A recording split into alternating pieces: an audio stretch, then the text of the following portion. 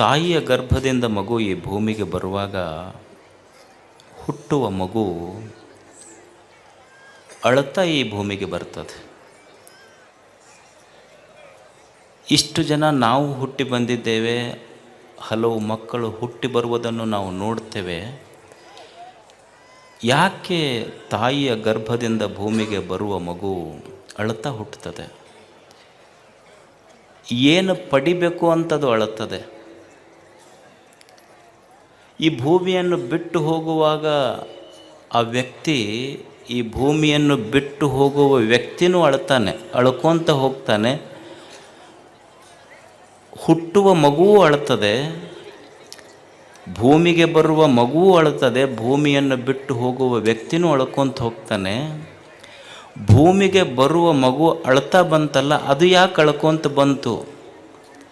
ಈ ಭೂಮಿಯನ್ನು ಬಿಟ್ಟು ಹೋಗುವ ಮನುಷ್ಯ ಅಳ್ಕೊಂತ ಹೊಂಟನಲ್ಲ, ಅವ ಯಾಕೆ ಅಳಕತ್ತಾನ? ಭೂಮಿಗೆ ಬಂದ ಮಗುವು ಅಳಕತ್ತೈತಿ, ಏನು ಪಡಿಬೇಕಂತ ಮಗು ಅಳಕತ್ತೈತಿ. ಮತ್ತು ಈ ಭೂಮಿಯನ್ನು ಬಿಟ್ಟು ಹೋಗುವ ಮನುಷ್ಯ ಏನನ್ನು ಇಲ್ಲಿ ಕಳ್ಕೊಂಡಿನಿ ಅಂತ ಅವ ಅಳಕತ್ತಾನ. ಒಂದು ಮಗುವಿನ ಬಯಕೆ ಅದು ಅಳಕತ್ತೈತಿ, ಏನು ಪಡ್ಕೋಬೇಕಂತದು ಅಳಕತ್ತೈತಿ ಅಂದ್ರೆ ಸಂತೋಷ. ಒಬ್ಬ ವ್ಯಕ್ತಿ ಈ ಜಗತ್ತನ್ನು ಬಿಟ್ಟು ಹೋಗುವಾಗ ಅಳಕತ್ತಿದ್ದು ಯಾಕಂದ್ರೆ ಏನು ಕಳ್ಕೊಂಡಿದ್ದ ಕಳಕತ್ತಾನಂದ್ರೆ ಸಂತೋಷ ಕಳ್ಕೊಂಡನ, ಅದೇ ಪಡೀಲಿಲ್ಲ ಅಂತ ಅವನು ಅಳಕತ್ತಾನ.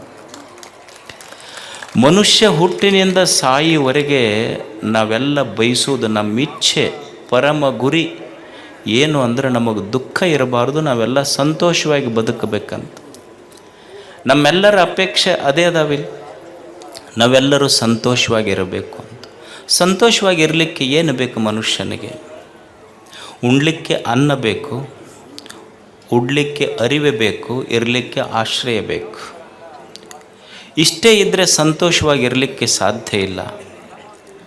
ಅನ್ನ ಬೇಕು, ಆಶ್ರಯ ಬೇಕು, ಅರಿವೆ ಬೇಕು. ಇಷ್ಟೇ ಇದ್ದರೆ ಸಂತೋಷವಾಗಿರಲಿಕ್ಕೆ ಸಾಧ್ಯ ಇಲ್ಲ ಮನುಷ್ಯ. ಅನ್ನ, ಆಶ್ರಯ, ಅರಿವೆಯ ಜೊತೆ ಹೇಗೆ ಬದುಕಬೇಕು ಭೂಮಿಯ ಮೇಲೆನ್ನುವ ಅರಿವು ಬೇಕು, ಅಂದಾಗ ಅವ ಸಂತೋಷವಾಗಿರಲಿಕ್ಕೆ ಸಾಧ್ಯ ಇದೆ. ಅರಿವು ಇಲ್ಲದೆ ಇಲ್ಲಿ ಸಂತೋಷವಾಗಿ ಬದುಕಲಿಕ್ಕೆ ಸಾಧ್ಯ ಇಲ್ಲ. ನೀವು ಅನ್ಬೋದು, ಒಬ್ಬ ಅರಿವುಳ್ಳಂಥ ವ್ಯಕ್ತಿ, ಪ್ರಜ್ಞೆ, ಅರಿವು, ವಿಚಾರ, ಜ್ಞಾನ ಬದುಕಿನಲ್ಲಿ ಸಂತೋಷ ಕೊಡ್ತದೆ. ಈಗ ಒಂದು ಕಲ್ಲು ತಂದು ಕೊಟ್ರೆ, ನೀವು ಒಂದು ಕಲ್ಲು ತಂದು ಕೊಟ್ಟರೆ ಅರಿವಿಲ್ಲದ ವ್ಯಕ್ತಿ ಅದನ್ನು ಸುತ್ತಿಗೆ ತೊಗೊಂಡು ಹೊಡೆದು ಕಂಕರ ಮಾಡ್ತಾನೆ. ಅದೇ ಅವನಿಗೆ ಅರಿವು, ಪ್ರಜ್ಞೆ, ಕಲಾತ್ಮಕತೆ, ಸೃಜನಶೀಲತೆ ಇತ್ತು ಅಂದ್ರೆ, ಸೃಜನಶೀಲತೆ, ಅರಿವು ಇಲ್ಲದವ ಕಲ್ಲು ತಂದು ಕೊಟ್ಟರೆ ಅದನ್ನು ಹೊಡೆದು ಕಂಕರ ಮಾಡ್ತಾನೆ. ಅರಿವು, ಸೃಜನಶೀಲತೆಯುಳ್ಳ ವ್ಯಕ್ತಿಗೆ ಅದೇ ಕಲ್ಲು ಕೊಟ್ಟರೆ ಇಲ್ಲಾರ್ದವ ಆ ಕಲ್ಲಿನಿಂದ ಕಂಕರ ಮಾಡ್ತಾನೆ. ಅರಿವಿದ್ದವ ಅದೇ ಕಲ್ಲಿನಿಂದ ಶಂಕರನನ್ನೇ ನಿರ್ಮಾಣ ಮಾಡ್ತಾನೆ. ಅರಿವು ಏದನ್ನು ಮಾಡ್ತದೆ. ನೀವು ಅನ್ಬೋದು, ಅಲ್ರಿ ನಮಗೇನು ಅರಿವಿಲ್ಲೇನೋ ಅಂತ. ಈಗ ನೀವು ನೋಡಿ, ನಿಮ್ಮದೊಂದು ಮೊಬೈಲ್ ಇರ್ತದೆ. ಮೊಬೈಲ್ ಬಿದ್ದರೂ ಹೊಡಿತೈತೆ ಅಂತ ತಿಳ್ಕೊಂಡು ಅದಕ್ಕೊಂದು ಸ್ಕ್ರೀನ್ ಗಾರ್ಡ್ ಹಾಕ್ತಿರಿಲ್ಲ, ನೀವೆಲ್ಲ ಹಾಕ್ತಿರಿಲ್ಲ? ಮೊಬೈಲ್ ಬಿದ್ದರೂ ಹೊಡಿತೈತಿ ಅಂತ, ಮೊಬೈಲ್ ಹೊಡಿಬಾರ್ದಂತ ಒಂದು ಸ್ಕ್ರೀನ್ ಗಾರ್ಡ್ ಹಾಕ್ತೀರಿ. ಮತ್ತು ಗಾಡಿ ಮೇಲೆ ಹೋಗಾಗ ಕೆಳಗೆ ಬಿದ್ದರೆ ತಲೆ ಹೊಡಿತೈತಿ ಅಂತ ಹೆಲ್ಮೆಟ್ ಹಾಕೋಲಾರ್ದೆ ಅಡ್ಡಾಡಿರ್ತೀವಲ್ಲ. ಮತ್ತು ಅರಿವೈತೆ, ನಮಗೆ ಅರಿವಿದ್ದರೆ ನಾವ್ಯಾಕೆ ಮಾಡ್ತಿದ್ವಿ ಇದನ್ನು?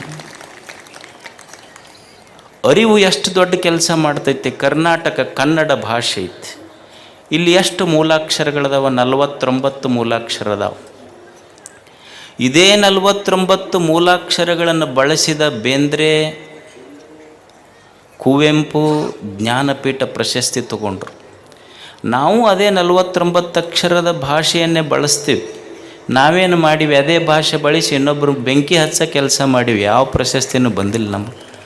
ಅಂದ್ರೆ ಅರಿವುಳ್ಳಂಥ ವ್ಯಕ್ತಿ ಇದನ್ನೇ ಬಳಸಿ ಜ್ಞಾನಪೀಠ ಪ್ರಶಸ್ತಿ ತಗೊಂಡ. ಅರಿವಿಲ್ಲಾರ್ದವ ಬೆಂಕಿ ಹಚ್ಚೋ ಕೆಲಸ ಮಾಡ್ತಾನೆ ಅಷ್ಟೆ. ಈಗ ನಿಮಗೆ ಹಾಲೈತಿ, ಹಾಲು ಕುಡಿದ್ರೆ ಏನು ಗೊತ್ತಾಗ್ತೈತಿ, ಏನು ಬರ್ತೈತಿ ಅಂತ ಗೊತ್ತೈತೆ ಇಲ್ಲ. ಅಲ್ಕೋ ಹಾಲು ಕುಡಿದ್ರೆ ಏನಾಗ್ತೈತೆ ಅಂತಲೂ ಗೊತ್ತೈತಿ. ಆದ್ರೆ ಆಲ್ಕೋಹಾಲ್ ಅಂದ್ರೆ ಗೊತ್ತಾಗ್ತೈತಿಲ್ಲ. ಭಾಳ ಸಾತ್ವಿಕ ಜನ ಅಂಥವು ಗೊತ್ತಾಗೋದಿಲ್ಲ. ಯಾಕಂದ್ರೆ ಮಂದ್ಯಾಗ ಮುಟ್ಟದವರಲ್ಲ. ಹೊಲ ಗಿಲ್ಲ ಸಂಧಿ ಬೇನ್ ಗಿಡದ ಬುಡಕ್ಕೆ ನೋಡಿದ್ರೆ ಬರೀ ಅವ ಬಿದ್ದಿರ್ತಾವೆ. ಈ ಹೊಸ ಪ್ಲಾಟ್ ಮಾಡಿರ್ತಾರೆ ನೋಡಿ, ಅಲ್ಲಂತೂ ಅವರೇ ಇರ್ತಾರೆ ಎಲ್ಲ. ಹಾಲು ಕುಡಿದ್ರೆ ಏನಾಗ್ತೈತಿ, ಅಲ್ಕೋ ಹಾಲು ಕುಡಿದ್ರೆ ಏನಾಗ್ತೈತಿ ಅನ್ನೋ ಅರಿವು ನಮಗಿಲ್ಲ. ಅದಕ್ಕೆ ಅಲ್ಕೋ ಹಾಲು ಕುಡಿತೀವಿ. ಮತ್ತು ಅವ್ರು ಕುಡಿಯೋರು ಅದರಲ್ಲ ಬಹಳ ದೇಶಭಕ್ತರು, ನಾಡಿನ ಭಕ್ತರು. ಪಾಪ ಅವರು ತಪ್ಪನಬಾರ್ದು ಅವ್ರದ್ದು. ಯಾಕಂದ್ರೆ ಅವರು ಕುಡಿದೇ ಇದ್ದರೆ ಸರ್ಕಾರಗಳ ನಡೀದಿಲ್ಲ, ಅದಕ್ಕೆ ಕುಡಿತಾರೆ ಅವರು. ಭಾಳ ಕಟ್ಟ ದೇಶಭಕ್ತರು ಅವರು. ಮತ್ತು ಎಷ್ಟೋ ಮಂದಿ ಕುಡಿದು ಬಿದ್ದು ಸತ್ತು ಕುಡಿದವರ ಹೆಣಗಳ ದಿಬ್ಬಣದ ಮೇಲೆ ಸರ್ಕಾರ ನಡೆಸುವಂಥ ಅರಿವುಳ್ಳವರು ದೊಡ್ಡವರು ಅದರಲ್ಲ. ನಾವೆಷ್ಟು ದೊಡ್ಡವ್ರು ಇರ್ಬೇಕು ಮ್ಯಾಲೆ ಕುಂತವ್ರು, ನಮಗೆಂಥ ಅರಿವಿರಬೇಡ. ಅಂದರೆ ಮನುಷ್ಯನಿಗೆ ಜೀವನದಲ್ಲಿ ಬೇಕಾದದ್ದು ಅರಿವು. ಅರಿವು ತಪ್ಪಿತು ಅಂದ್ರೆ ಬದುಕು ಕೆಡುತ್ತದೆ. ಇವತ್ತೆಲ್ಲ ಗುರುಗಳು ಮಾತಾಡಿದ್ರಲ್ಲ, ವಿಚಾರ ಬೇಕು, ಜ್ಞಾನ ಬೇಕು, ಅರಿವು ಬೇಕು. ಅದಕ್ಕಾಗಿ ಮನುಷ್ಯ ಜೀವನದ ತುಂಬ ಹುಟ್ಟಿನಿಂದ ಸಾಯುವವರೆಗೆ ಮಾಡುವ ಒಂದೇ ಒಂದು ಕೆಲಸ ಅಂದ್ರೆ ಕಲಿಯುವುದು. ಕಲಿಬೇಕು ಮನುಷ್ಯ ಇಲ್ಲಿ.